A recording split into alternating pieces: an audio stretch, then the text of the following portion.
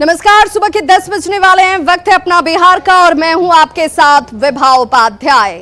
तिल को ताड़ बनाना मशहूर मुहावरा है जिसका अर्थ होता है छोटी छोटी बात को बढ़ा चढ़ा कर बताना। बिहार की सियासत में भी कुछ ऐसा ही हो रहा है। सीएम नीतीश ने कहा कि उन्हें चोट लगी है, लिहाजा वो उपचुनाव में प्रचार करने मोकामा और गोपालगंज नहीं जाएंगे। लेकिन विपक्ष ने तो इस पर बखेड़ा खड़ा कर दिया। बीजेपी कहने लगी कि सीएम के मन में खोट है और यही वजह है कि वो चुनाव प्रचार करने नहीं जा रहे। बीजेपी का आरोप है कि सीएम आरजेडी को हराना चाह रहे हैं। अब सवाल यही उठता है कि सीएम की चोट में विपक्ष को क्यों दिख रही है खोट।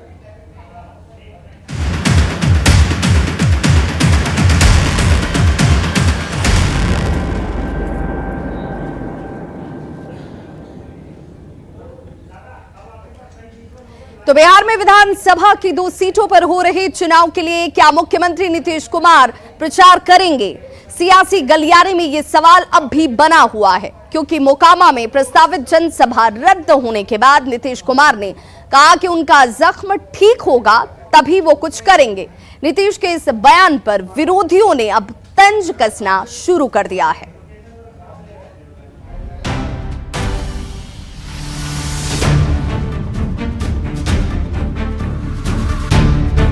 विधानसभा की 2 सीटों पर उपचुनाव के दंगल में मुख्यमंत्री नीतीश कुमार के प्रचार करने पर अब भी सस्पेंस बरकरार है। उपचुनाव में हॉट सीट बनी मोकामा में प्रचार के लिए 27 अक्टूबर को प्रस्तावित सीएम की जनसभा रद्द होने के बाद प्रचार की अगली तारीख पर नीतीश कुमार ने साफ कह दिया है कि उनके पेट में जख्म है और जख्म ठीक होने के बाद ही वे कुछ कर सकते हैं। चुनाव प्रचार में जाने को लेकर के भी चर्चा है कि आप चुनाव प्रचार में जाएंगे उपचुनाव में। ठीक हो जाएगा तो हमारे पार्टी में सब लोग जाएंगे। मोकामा से बाहुबली अनंत सिंह की सदस्यता खत्म होने के बाद आरजेडी ने अनंत सिंह की पत्नी नीलम देवी को ही महागठबंधन से प्रत्याशी बनाकर बड़ा दांव खेला है और बदले समीकरण में नीलम देवी के लिए नीतीश कुमार से भी प्रचार की उम्मीद की जा रही है। लेकिन जब चुनाव प्रचार के सिर्फ 5 दिन बचे हैं, जिसमें 4 दिन छठ में ही गुजर जाएगा, ऐसे में नीतीश कुमार के इस बयान के बाद उनके विरोधी उन्हें घेरने में लगे हैं और मोकामा के मुकाबले से दूरी बनाने का बहाना मान रहे हैं। तो नीतीश कुमार के साथी सदा हुआ जवाब दे रहे हैं। सेहत तो बहाना है, राजद को हराना है, कहीं और तो निशाना है। नीतीश कुमार मंजे हुए खिलाड़ी है राजनीति के। राजद भले दोनों सीट लेने में सफल हो गया हो, लेकिन अब उस सफलता को नीतीश कुमार अपनी कूटनीति से विफल कर देंगे। कि भारतीय जनता पार्टी मोकामा और गोपालगंज दोनों सीट जीतने जा रही है और इसके डर से नीतीश कुमार जी प्रचार करने से भाग रहे हैं। महागठबंधन की जीत सुनिश्चित है और भारतीय जनता पार्टी चारों खाने चित हो जाएगी। मैं दुआ करता हूं कि माननीय मुख्यमंत्री जी जल्द से जल्द सेहतमंद हो जाए। बुधवार को जब सीएम ने स्टीमर हादसे में हुए पेट में जख्म को मीडिया के सामने दिखाया था, तभी नीतीश कुमार के इस उपचुनाव में प्रचार की संभावना कम हो गई थी। वैसे मोकामा में अनंत सिंह यानी छोटे सरकार की पत्नी नीलम देवी की टक्कर बाहुबली ललन सिंह की पत्नी सोनम देवी से है। 3 नवम्बर को मोकामा और गोपालगंज विधानसभा सीट के लिए उपचुनाव है, जिसके लिए 1 नवम्बर को प्रचार का शोर थम जाएगा। लेकिन उसके पहले शुक्रवार से 4 दिन छठ की वजह से प्रचार की रफ्तार धीमी रहेगी। लिहाजा जख्म ठीक होने के बाद भी छठ के बीच नीतीश कुमार के प्रचार में उतरने की संभावना कम ही है।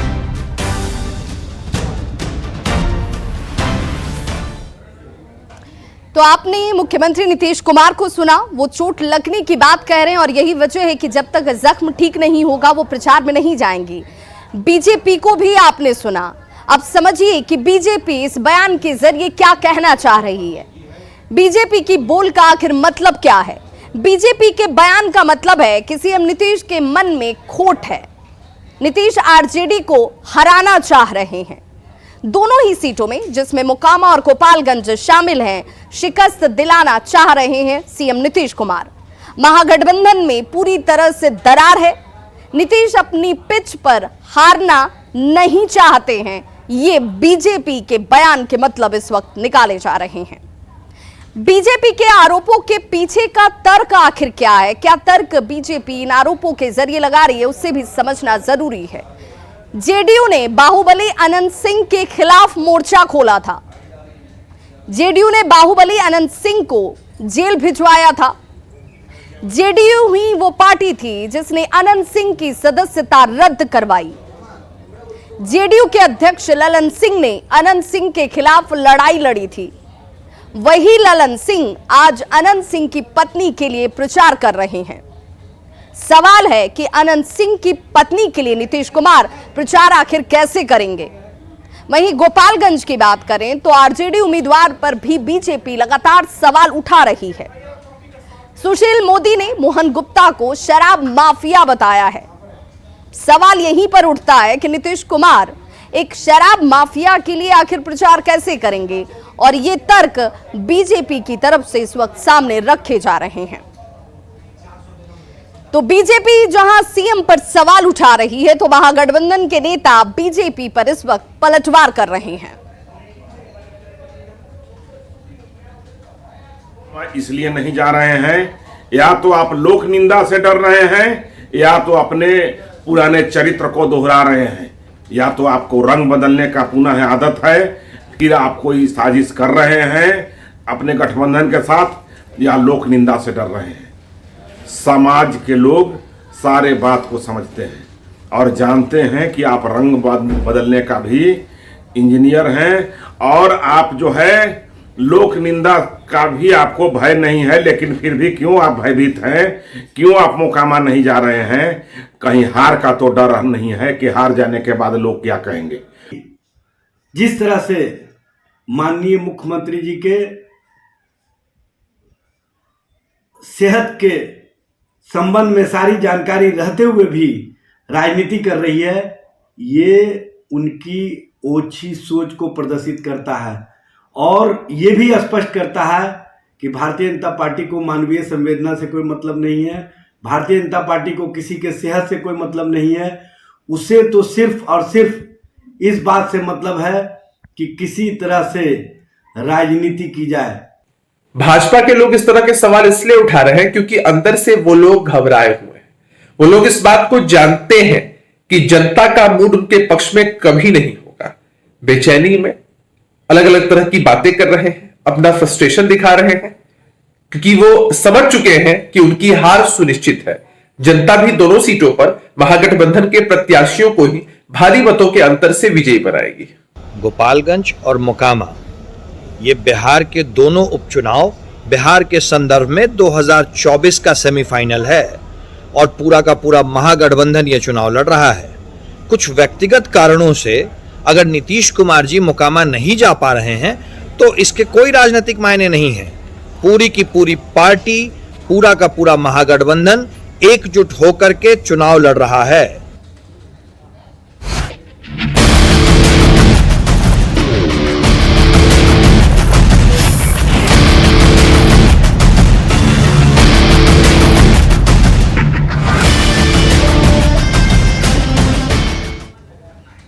तो लोक आस्था के महापर्व छठ पर छठ व्रतियों और आम लोगों की सुरक्षा को लेकर सीएम नीतीश कुमार बेहद गंभीर हैं।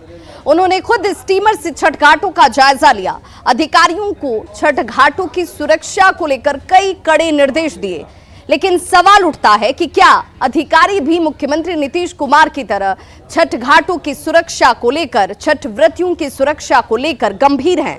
तस्वीरों में अधिकारी मीटिंग में भी नींद लेते हुए देखे जा सकते हैं। हम आपको वो तस्वीर दिखाने जा रहे हैं जिसमें कुंभकर्णी नींद में अधिकारी आपको नजर आएंगे। इसी नींद के बाद सवाल उठता है कि जब नींद में खुद अधिकारी हैं तो कैसे छठ की होगी तैयारी?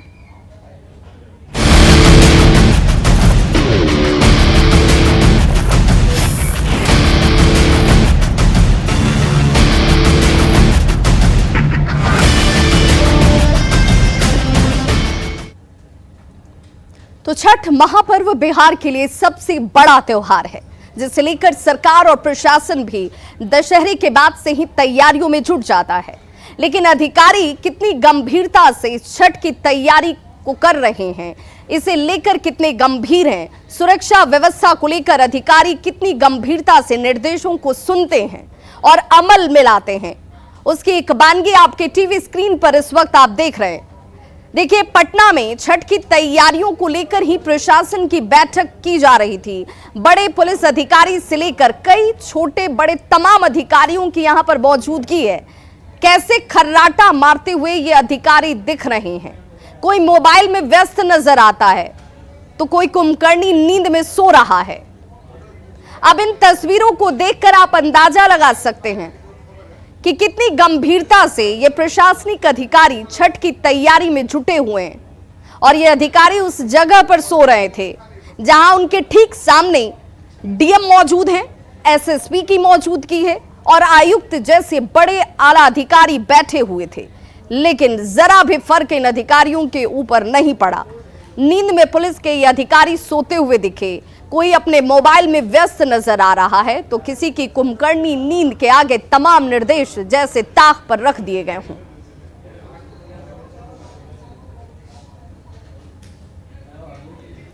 तो महज ठीक 2 दिन पहले की बात है, सीएम ने अधिकारियों को छठ पर छठ व्रतियों की सुरक्षा को लेकर कई कड़े निर्देश दिए थे, लेकिन उन निर्देशों का असर अधिकारियों पर दिखता नहीं है। मुख्यमंत्री ने उस दौरान क्या कुछ कहा था, सबसे पहले वो सुनिए। और सब जगह हमने अधिकारियों को कह दिया है कि देखिए कि किसी तरह की दिक्कत नहीं हो गंगा नदी के किनारे, तो वो सब होगा तो सब लोग ठीक ढंग से ठीक रहेंगे।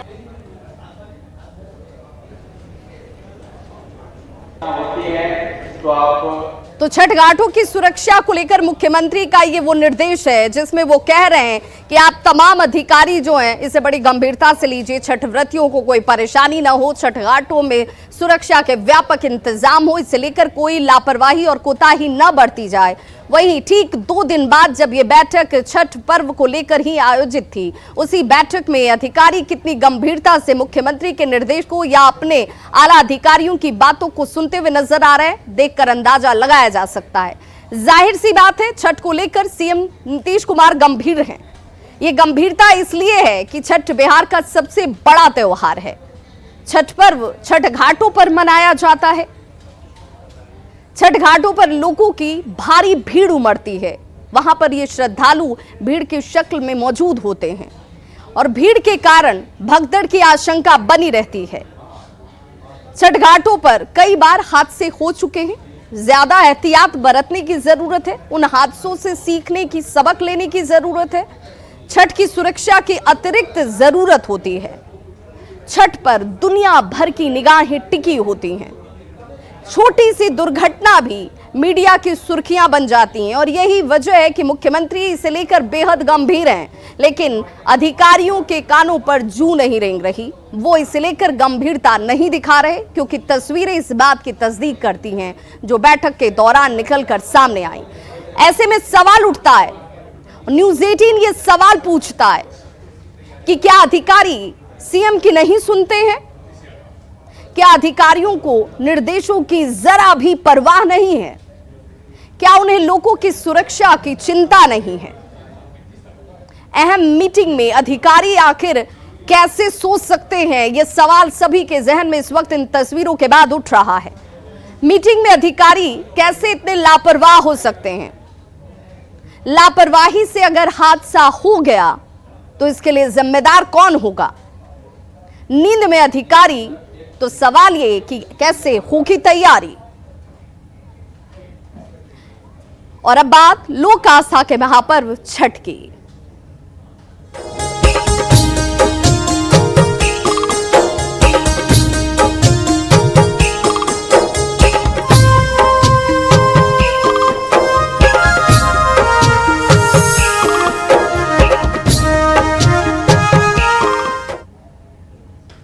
तो लोक आस्था के महापर्व छठ की शुरुआत आज से नहाय खाए के साथ हो रही है। आज पवित्र घाटों में स्नान के बाद कद्दू भात खाने की परंपरा है। नहाय खाए के बाद कुल 29 अक्टूबर को खरना होगा। कल यानी कि यह खरना और खरना के बाद 36 घंटे का निर्जला महाव्रत शुरू हो जाएगा। 30 अक्टूबर की शाम डूबते हुए सूर्य को अर्घ दिया जाएगा, यानी अस्ताचलगामी भगवान भास्कर को अर्घ दिया जाएगा और 31 अक्टूबर की सुबह उदीयमान भगवान भास्कर को अर्घ देने के साथ छठ व्रतियों का 36 घंटे का निर्जला व्रत संपन्न होगा। 4 दिनों के इस महापर्व में भगवान सूर्य की पूजा प्राकृतिक उपहारों के साथ पूरी की जाती है। साथ ही साथ आस्था, भक्ति और पवित्रता का संगम देखने को मिलता है। सभी जातियों के लोग, चाहे वो किसी भी जाति और धर्म से हो, घाट पर इकट्ठा होते हैं। एक साथ भगवान भास्कर को अर्घ दिया जाता है। जातियों का बंधन इस पर्व में टूटता है और सब भगवान भास्कर की भक्ति में एक हो जाते हैं, लीन हो जाते हैं।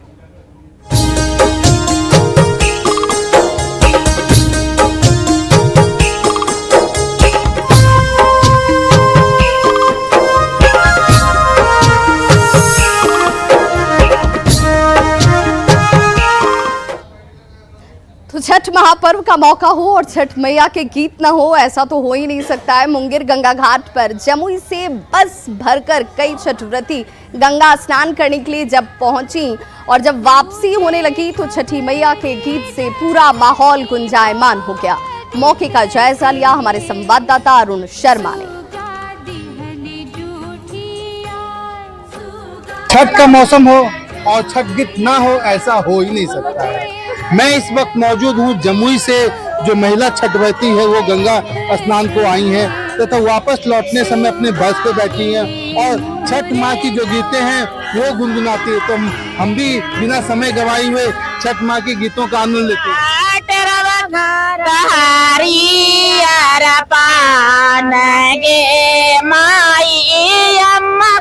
की जाला ले जाला माहो सुरुजा देवा उठो सुरुजा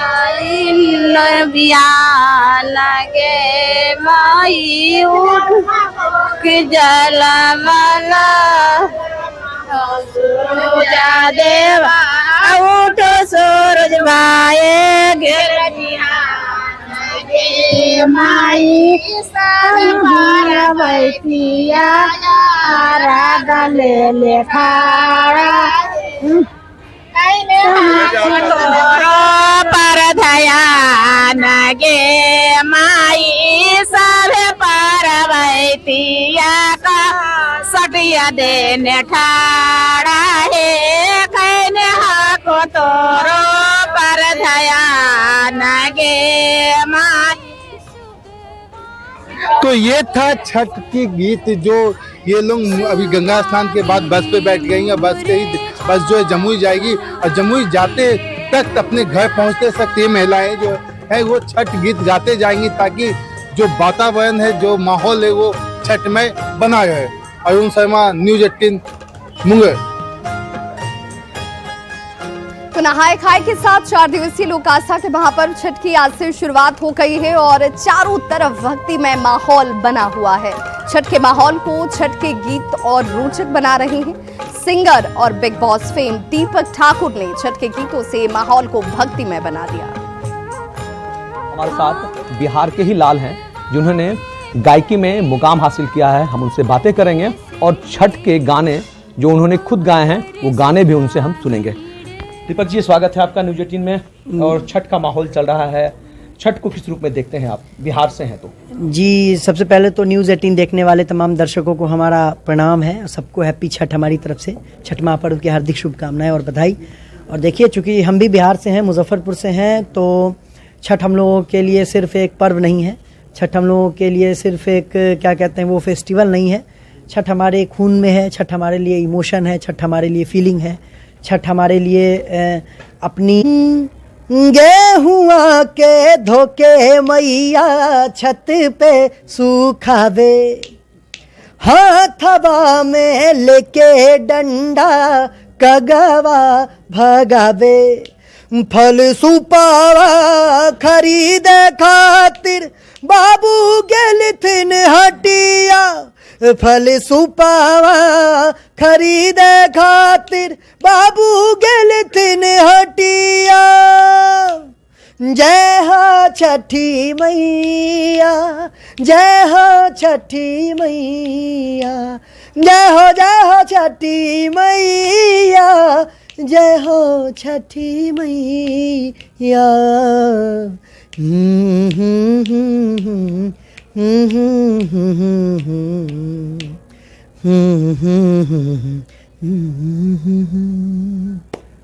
छठ के आते ही भक्तिमय जो छठ के गीत हैं, पारंपरिक गीत हैं, वही और अपने ही एल्बम कर दिया। एक बड़ा गाना हमने उसका कवर किया था, लोगों ने बहुत पसंद किया था।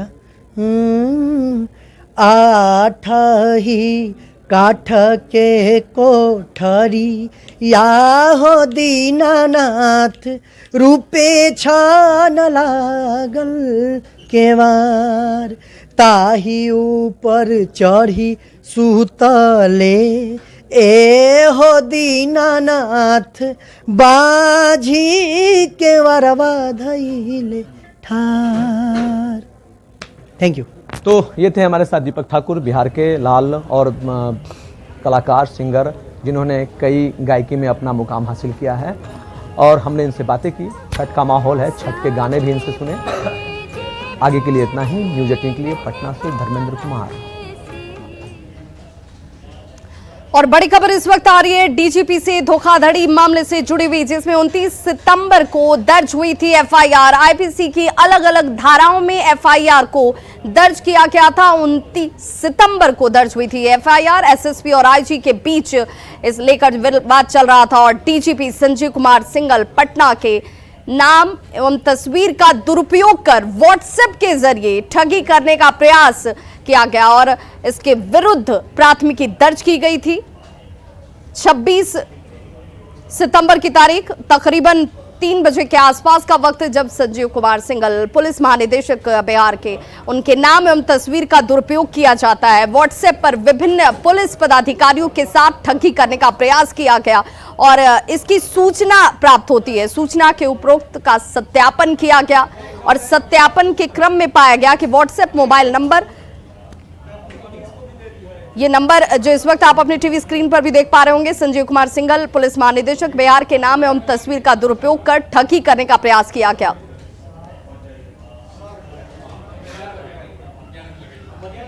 तो खबरों का सिलसिला लगातार जारी है। आप देखते रहिए न्यूज़ 18 बिहार झारखंड। यहाँ खबरों का सिलसिला कभी नहीं थमता।